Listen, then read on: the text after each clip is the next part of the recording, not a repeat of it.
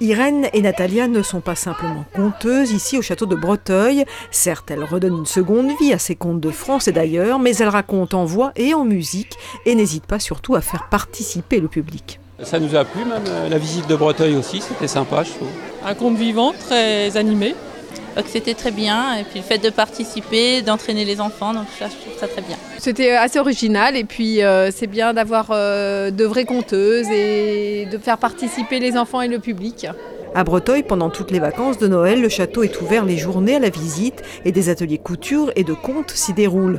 Des contes de Noël ou d'hiver ou plus traditionnellement autour de Charles Perrault, avec toujours le même objectif, faire voyager l'imaginaire. Il faut une bonne dose d'humour, de savoir-faire et puis il faut captiver les enfants avec des bruits, il faut très bien choisir les histoires.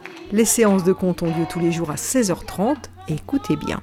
Alors c'était il y a très très longtemps, dans les sapins on décorait avec ce que l'on trouvait dans les jardins, des noix, des pommes de toutes les couleurs. Ce jour-là, c'était le soir de Noël, on avait décoré dans la maison et on avait fait le grand ménage. Ce qui fait que toutes les petites araignées étaient parties se réfugier dans le grenier, dans les caves, dans les recoins.